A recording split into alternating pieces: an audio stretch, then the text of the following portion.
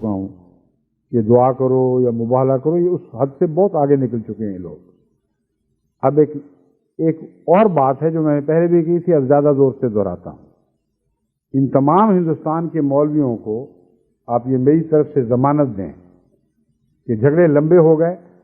اس کو اب چھوڑو۔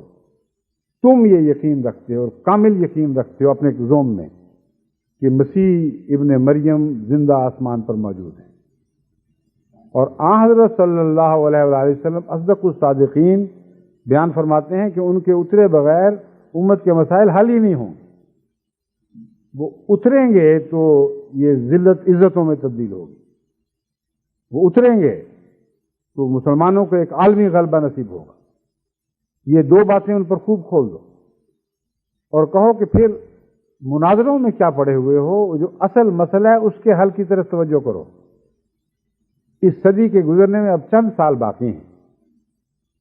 میں یہ وعدہ کرتا ہوں کہ تم سب مولوی مل کر اگر کسی طرح مسیح کو اتار دو صدی سے پہلے تو تم میں سے ہر ایک کو 1 کروڑ روپیہ دوں گا، اور 1 لاکھ کا پہلے میں نے شاید اعلان کیا، میں کہ وہ دن ختم ہو گئے، اب تو صدی ختم ہو رہی ہے، مجھے جلدی پڑی ہے، اس لیے فیصلہ کرو 1 کروڑ روپیہ ہر مولوی کو۔ دیوبند میں پتہ نہیں سینکڑوں ہزاروں مولوی تیار ہوئے ہوں گے، میں ان سب کو دوبارہ یہ چیلنج دیتا ہوں۔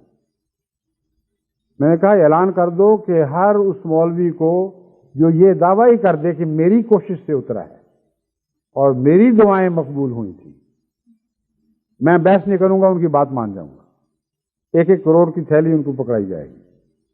بعض دفعہ ہوتا ہے کہ دعا کی کسی نے، پتہ نہیں کس کی قبول ہوئی، اور دعویٰ کوئی کر بیٹھتا ہے۔ بچپن میں حضرت مسلم موعود کے ساتھ ایک دفعہ سفر کرتے ہوئے قادیان جاتے ہوئے بٹالے سے ڈرائیور نے کہا کہ پیٹرول ختم ہو گیا، رات کا وقت تھا، ہمیں ختم ہو گیا، میں نے کہا ہاں جی ختم ہو گیا، قادیان بھی نہیں پہنچیں گے، اس کا سوال ہی نہیں نظر آتا، جو سوئی ٹچ کر رہی ہے آخری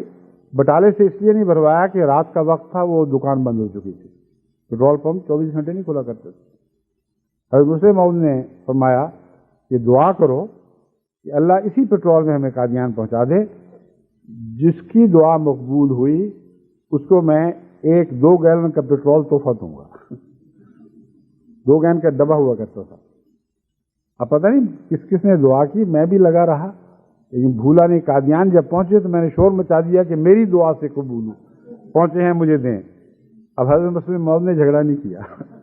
یہ نہیں فرمایا کہ تمہاری کیا حیثیت ہے، میں بھی تو کر رہا تھا،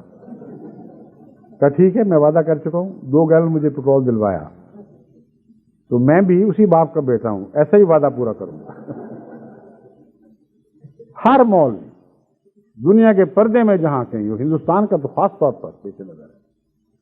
وہ مسیح کو اتار دے آسمان سے، دعائیں کر کے، گیریا ازاری کر کے، جو چاہے کرے،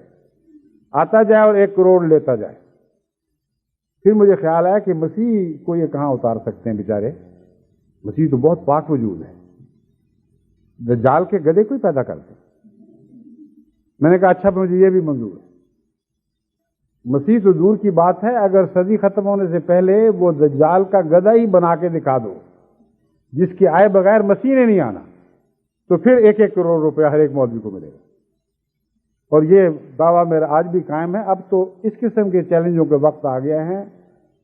ہاتھ کنگن کو آرسی کیا، مسیح کو اتاریں اور جھگڑا ختم کریں۔ میں اور میری ساری جماعت تو پہلے بھی مسیح کو مانے ہوئے ہے، ایک اور مسیح کو ماننے میں ہمیں کیا آر ہوگی؟ تم وہ بدبخت ہو کہ اگر تمہاری نعوذ باللہ من ذالک واقعتاً تمہاری دعاؤں سے اترا تو تم انکار میں پہلے ہو، بلاتے ہو اور پھر اس کا انکار کر دیا کرتے ہو۔ ان یہود کی تو مشابہ ہو جنہوں نے بڑے گریہ وزاری کے ساتھ مسیح کے آنے کی دعائیں مانگی تھیں، دیوار گریہ سے سر پٹکا کرتے تھے، اے خدا ہماری قوم ادبار میں کہاں تک جا پہنچی ہے، اب آخر ہم پر رحم فرما۔ اس منجی کو ہم نے بھیج دیا،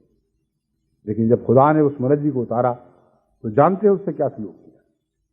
تو وہ آنے والا تو آ چکا ہے اور کوئی نہیں آئے گا۔ تم جتنے جتن کرنے ہیں کر دیکھو، مگر اگر تمہیں وہم ہے کہ تو آئے گا تو میں تمہیں یقین دلاتا ہوں کہ تم انکار میں سب سے پہلے ہو اور اسی محرومی کی حالت میں مر جاؤ گے۔ بس اب یہ دلیلوں کے وقت نہیں رہے، اب تو ایسے آسمانی نشانات کے وقت ہیں جو بزرگوں اور متقیوں پر آسمان سے وہی الہام اور کشوف کی صورت میں اتریں گے، اور ان بد نصیبوں کو ان کی ناکامی اور نامرادی کی صورت میں دن رات ان کی زندگی کا عذاب بن جائیں گے اور کچو کے دیں گے کہ کر کے دیکھو جو کرنا ہے، تم ناکام اور نامراد رہو گے۔ بس یہ چیلنج ہے جو ہندوستان کے اس مناظرے سے میرے دل میں پیدا ہوا، اور میں اسے پاکستان کے مولویوں پر اور ان بڑے بڑے دعوے داروں پر جو مسیح کے مردے کو زندہ کرنے کی کوشش کر رہے ہیں، تو وہ کہتا ہوں کہ کرو، شوق سے جو زور لگاتا ہے لگاؤ، لگتا ہے لگاؤ، آسمان سے اسے اتار کے دکھاؤ۔ جماعت احمدیہ کے خزانے ختم نہیں ہوں گے اور تمہارے کروڑ کروڑ کی تھیلیاں عطا کرتے چلے جائیں گے، مگر تمہارے نصیب میں آسمان سے ایک کوڑی کا فیض بھی نہیں۔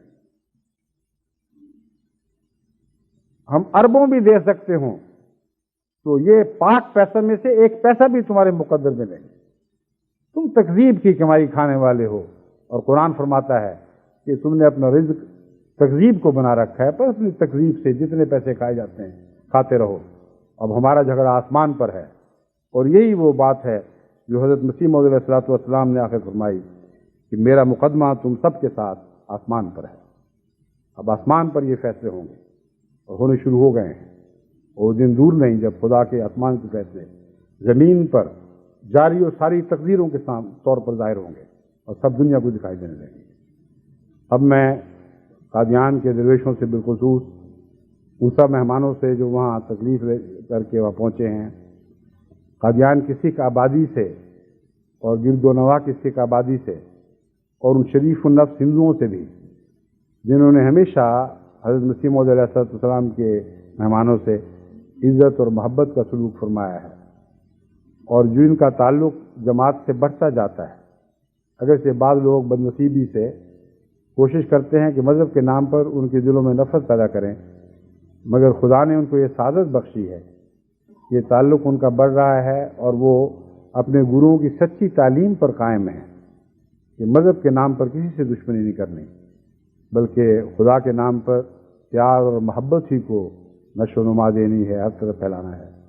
بس ان سب پاک لوگوں کو جو دل میں پاک ہیں، جو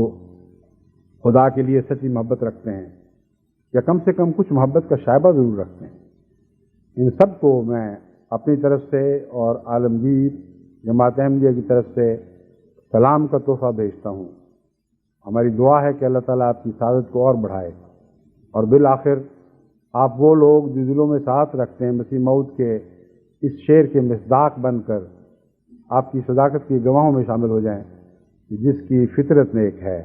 آئے گا وہ انجام کار۔ اب بکثرت نیک فطرت والے جماعت